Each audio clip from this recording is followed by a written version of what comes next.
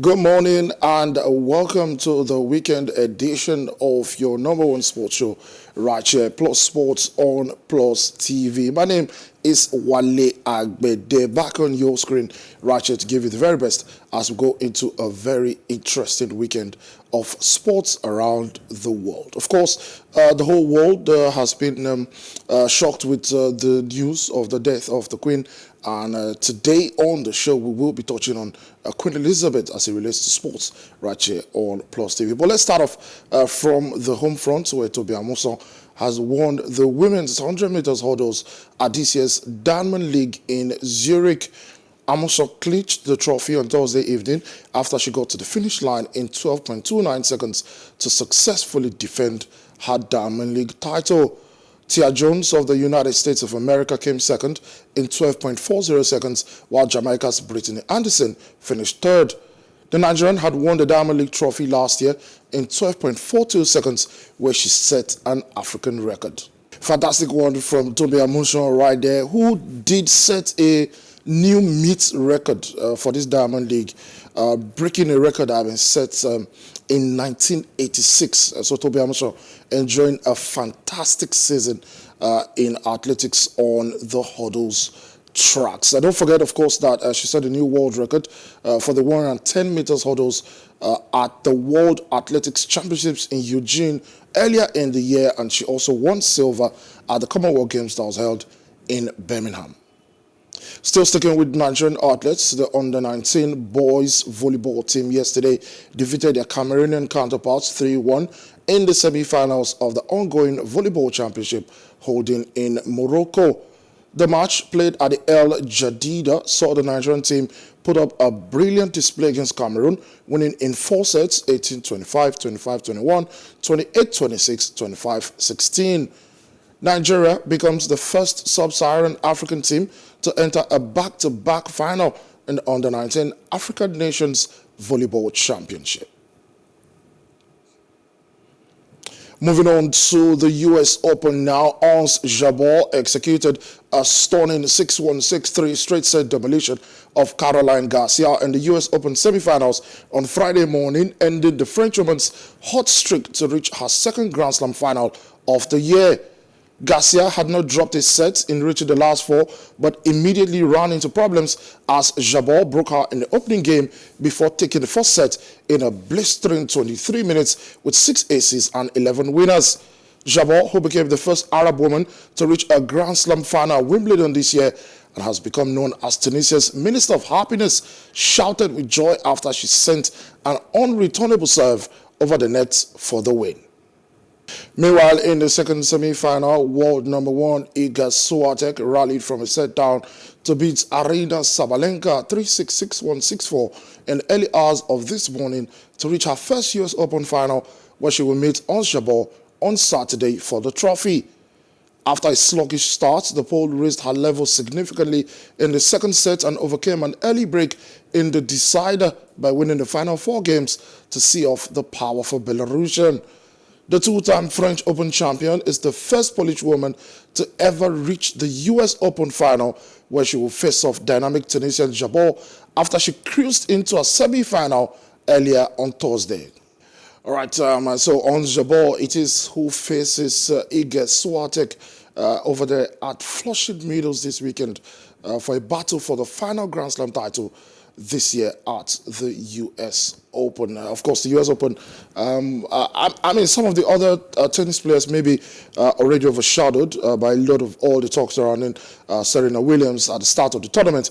But right now, we know the 2 players who will be slugging it out for the final Grand Slam title of the year. Iga Swiatek, world number 1, will be hoping to retain that title, will be hoping to retain her position on the WTA rankings at the end of the tournament.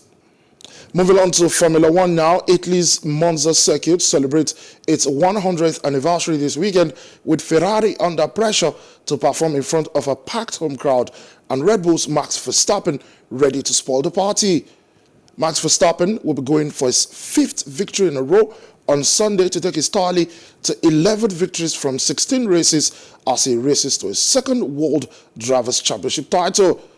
The race at the Superfast Autodromo Nazionale, the Pista Magica, ends the European season after a grueling triple header with teams arriving from the Netherlands after Belgium the weekend before.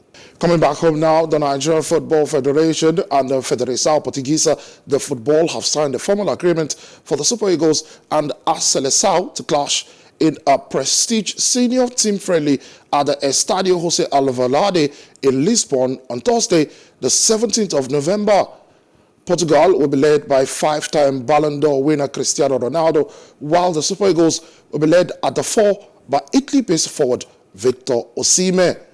The Super Eagles are already billed to play 2019 African champions Algeria in Oran on the 27th of September.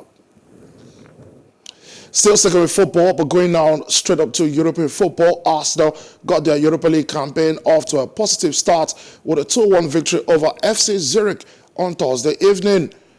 The Gunners took the lead in the 16th minute after Marquinhos turned home an emphatic finish on his club debut. Nketiah was adjudged to have fouled Fede Aliti inside the box, and Melan Crezio made no mistake from the spot, sending Matona the wrong way to level the score.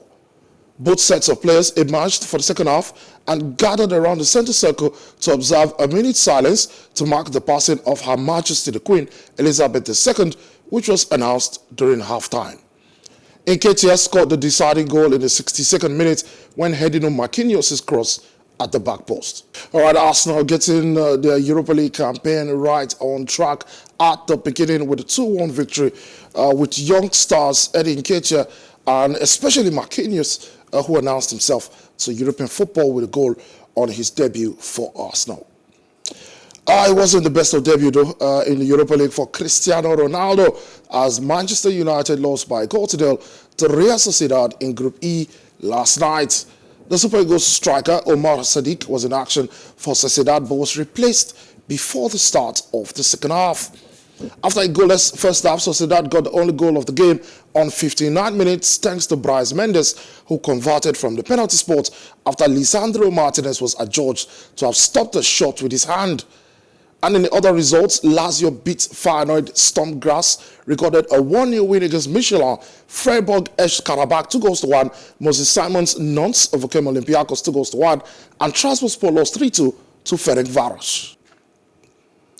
All right, as we round off the show this morning, like I said, there's been a whole lot of tributes being sent out to Her Majesty Queen Elizabeth II, who was passed on yesterday at the Balmoral in the United Kingdom, and we decided that as our own tribute right here on Plus Sports, we will be focusing on her to round off the show. The Queen's first sporting love was horse racing, but the British monarch had a long connection with a wide variety of sports. One of our most iconic moments was appearing as part of the programming for the opening ceremony of the 2012 Olympics in a memorable scene which saw James Bond actor Daniel Craig, I'm sure you guys can remember, the sketch, of course, culminating in her seemingly parachuting from a plane, although the part was, of course, played by her stunt double.